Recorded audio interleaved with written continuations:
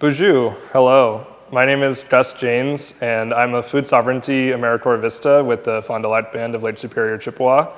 Today we're going to go through this easy grow anywhere plan that involves a little bit of time, a small amount of effort, and you can even get the kids involved. Learning this growing method will get you and your family into the space of providing fresh, nutritious, and no pesticide food for your table. Today we're going to be showing you how to get some of your own produce started in these nice little grow bags. We love these grow bags because they're pretty inexpensive, they're really easy to move around, easy to store at the end of the growing season, and they're nice and breathable, which helps with water drainage and helping your plant establish a nice healthy root system for a good productive garden plant. So when you're filling up these bags with your soil, you want to use a nice little hand trowel or something like this and just grab some of your soil and dump it in nice and lightly. Don't really compact it too much. You want to have a nice airy soil so that your plant can establish well in the bag.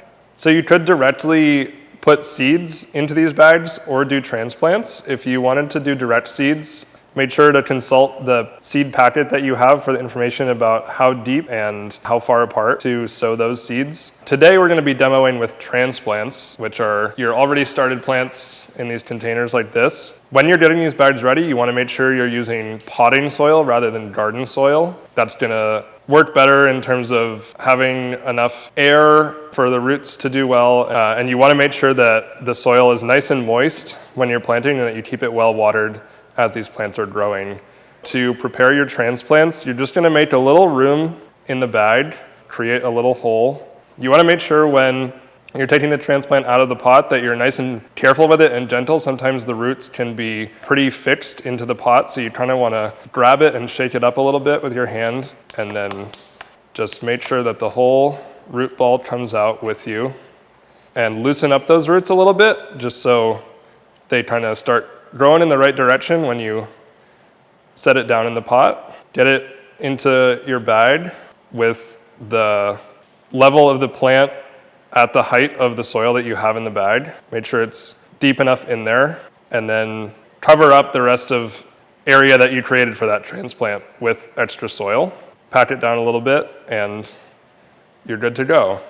So that's a thyme plant that I have here, and then I'm just going to add in one strawberry next to it. This is a planting technique known as companion planting, which is where you will have multiple different plant species in a close area, and it's a great way to maintain pest control and pollinator health and a wide variety of benefits for your garden. So when you're picking a spot to set up your bag for your transplants, you want to make sure that you consult the tag that came in the pot. In this case, we have the tag from the strawberry I just planted, and you're going to see that it says exposure sun, which means it wants full sun during the day, and that it wants you to keep the soil evenly moist.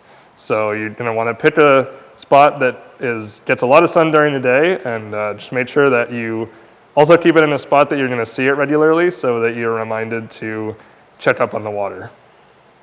So you want to mark your plants to make sure you're keeping track of which varieties you have growing in different bags. And this is a great way to get the kids involved. You can have them help out with this little mini art project. So I'm just gonna go ahead and make a marker for my strawberry and stick it in right next door. So one more thing to mention is that unlike plastic pots, these guys do have really good drainage and better airflow. So you do want to make sure that you're keeping them watered regularly. Some of that water and any fertilizer that you put on can seep through, so if you are living in an apartment or that kind of setting, you might want to just put something under it just to make sure that you're catching any of that runoff. And when you are watering, to make sure you're keeping your soil moist, you want to make sure that you're just watering the roots and not getting too much water on the foliage of the plants, as that can make way for disease. So these are your leaves, and this is where the plant takes in the energy from the sun. The roots are down below, and they're taking up nutrients and the water. And then the flowers are where your fruit are eventually going to come from. When you're watering, just water right around the base of the plant just at the roots, keeping that soil nice and moist around the bottom of the plant. So we've demonstrated planting a strawberry and a thyme plant here today, but you can grow a wide variety of plants in these grow bags. Arugula, radishes, lettuce, tomatoes, peppers, onions, and potatoes could all do well in these bags, as well as other types of herbs like basil, dill, cilantro, parsley, among others. Some plants are going to be easier to start with in the grow bags than others. Herbs like thyme are pretty easy, or strawberries, they're self-supporting. Some plants that could be more challenging would be like tomatoes, because eventually they're going to grow tall enough that you would need to set up some kind of cage or trellis that could support the plant, as well as cucumbers or squash that really like to grow out on a long vine, in which case you would need a lot of space around your grow bag to make sure that those plants have enough room to spread out. So there you have it. Find a good sunny spot, keep your bag well watered, and watch them grow. This has been Gus in the Garden. Thank you.